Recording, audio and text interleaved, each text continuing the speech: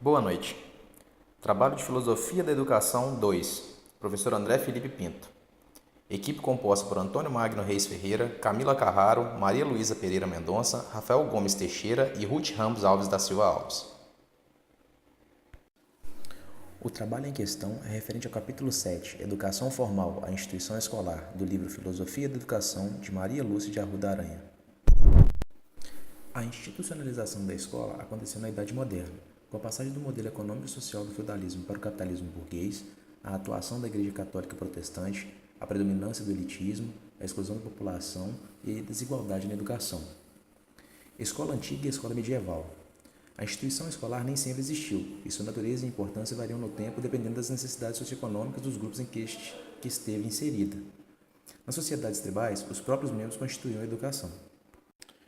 Quando a produção dos bens ultrapassa o necessário para o consumo imediato, criava-se excedentes, a estrutura da sociedade então sofre alterações, devido à divisão de tarefas que tendem a acentuar as diferenças sociais.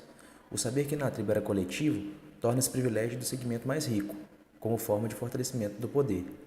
Então surge a necessidade da escola como instrumento de transmissão do saber. Conforme a tradição religiosa, nos primeiros tempos da antiguidade grega, quando não existia escrita, a educação era ministrada pela própria família. Quando se constituiu a aristocracia dos senhores de terras, de formação guerreira, os jovens eram confiados a um educador. Já no final do século IV a.C., houve o surgimento dos póleis e as primeiras escolas para atender a demanda de educação. No período clássico, séculos V e VI, a escola de Atenas já se encontrava estabelecida. Mesmo com a ampliação desta oferta escolar, a educação ainda era restrita a comerciantes ricos e famílias da nobreza. Durante a Idade Média, século VI, após um período de obscuridade decorrente de invasões bárbaras, foram fundadas escolas nos mosteiros com a finalidade de instruir noviços. Já no século XII, por ocasião do renascimento urbano, as escolas seculares prefiguraram uma revolução no sentido de contestar o ensino religioso. Já não existia um lugar próprio para ensinar. Os mestres recebiam os alunos em diversos lugares. Em termos de educação superior, vale lembrar o impacto das universidades que começaram a aparecer por volta do século X e XI e que, até o final da Idade Média, contavam com mais de 80. Apesar das diferenças entre as escolas da Antiguidade e da Idade Média, elas atuavam em parceria com a família, ficando com a atribuição de instruir o aluno.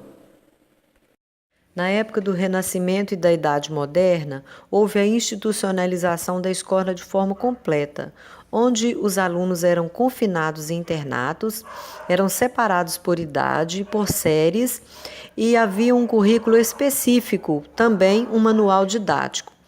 Nessa ocasião, houve maior produção teórica de pedagogos.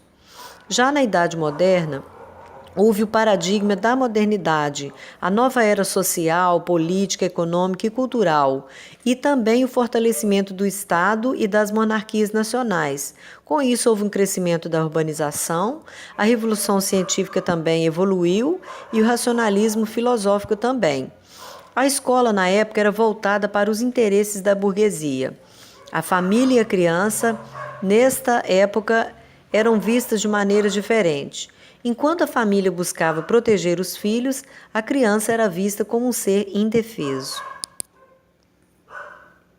Nesse percurso histórico, houve também a rejeição da escola medieval. Houve, assim, também uma reivindicação de uma escola realista adaptada ao mundo moderno. A burguesia, como sempre, exigia uma educação voltada para a vida futura. Houve então a Reforma Protestante, iniciada por Lutero e Calvino no século XVI. Logo em seguida, houve também um movimento contra essa Reforma Protestante. Organizaram-se também os colégios pelas ordens religiosas, os colégios das escolas reformadas e das escolas católicas, e todos eles tinham interesse na evangelização e educação de crianças e jovens. Na proposta de Lutero, havia priorização da leitura para que as pessoas pudessem ler a Bíblia, inclusive as mulheres. Ele defendia a implantação da escola primária para todos e repudiava os castigos físicos, a escolástica, a filosofia medieval e sugeria jogos, exercícios físicos, música, literatura, história e matemática como disciplinas.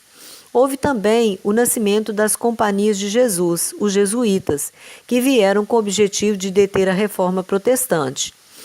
E nesse período houve a propagação dos jesuítas pelo mundo afora, pela Europa, África, Ásia e América. Nas práticas pedagógicas dos jesuítas havia uma tradição clássica, que era o ensino do latim, e priorizava o pensamento de Aristóteles e São Tomás de Aquino.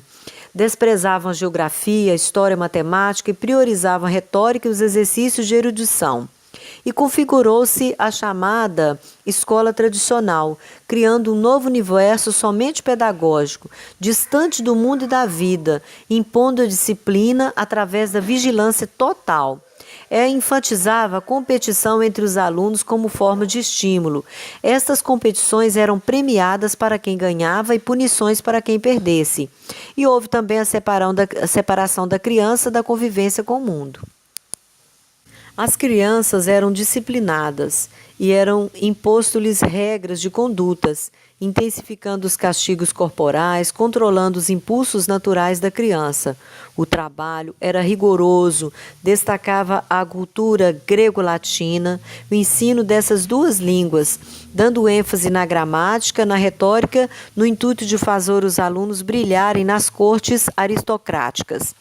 As escolas europeias eram destinadas à burguesia, no sentido de dar formação adequada para ascender politicamente e socialmente a prole. Na América, a presença dos jesuítas, inclusive no Brasil, promovia a educação dos colonos, mas também catequizava os índios. Veio então o realismo pedagógico, que primava a compreensão das coisas e não das palavras. Houve a atuação de educadores leigos, religiosos, mais progressistas. O interesse também dos pedagogos era em mudar as obsoletas práticas didáticas e o conteúdo transmitido. O pensamento em destaque no Renascimento era o de Erasmo, o de Rabelais e de Montaigne. No século XVII, houve uma preocupação com a metodologia e os questionamentos sobre a pedagogia. Veio a Didática Magna, que era a obra de João Amós Comênio, com o tema Só fazendo aprendemos a fazer. Valorização do professor como controlador do processo no século XVII. Já no século XVIII, houve o início da Revolução Industrial. Houve também as alterações dos aspectos e exigências nas escolas burguesas, a formação acadêmica e predominantemente a humanística. Depois, logo em seguida, a Revolução Burguesa, em 1688, a Revolução Gloriosa na Inglaterra, em 1776, a Independência dos Estados Unidos, em 1789, e a Revolução Francesa. Surge, então, a pedagogia realista. Apesar das escolas serem sua maioria dos jesuítas, surgiu uma preocupação por parte de alguns estudiosos em relação à metodologia e ao que estava sendo ensinado, e apesar de ser escola tradicional ministrada pelos jesuítas, nascia uma escola que exigia uma nova didática. Comênio entra em cena com uma proposta inovadora e defendia a escola única, universal, de responsabilidade do Estado. Ainda no século XVII, as escolas que se opunham à linha dos jesuítas voltavam-se para as novas ciências e para o pensamento cartesiano. John Locke, ao criticar as ideias inatas de Descartes, desenvolveu uma concepção de educação enfatizando o papel do mestre em proporcionar experiências fecundas que auxiliassem a criança a fazer o uso correto da razão. Depois veio o impacto da Revolução Industrial, que alterou um pouco a escola elitista que necessitava de uma formação técnica especializada. Ocorreram também as revoluções burguesas e, paralelamente, no Brasil, ocorreram movimentos frustrados de independência. O desafio a ser enfrentado pelos governos é o da universalização de um ensino básico de qualidade, preparando o indivíduo para o trabalho, cidadania e formando sua personalidade ética e afetivamente. A ênfase na educação elementar se devia, portanto, não só ao interesse de ensinar, mas de organizar as massas que vinham do campo em direção à cidade e submetê-las à disciplina e à obediência. O processo de controle acentuou-se no século XIX, com a instalação das escolas de ensino mútuo. Nessa época, o professor não ensinava todos os alunos, mas preparava os melhores que atenderiam os grupos de colegas reunidos em um grande número de alunos em um galpão. Esse processo barateava os custos, mas os resultados não eram melhores. Referência bibliográfica: Filosofia da Educação, Maria Lúcia de Arruda Aranha.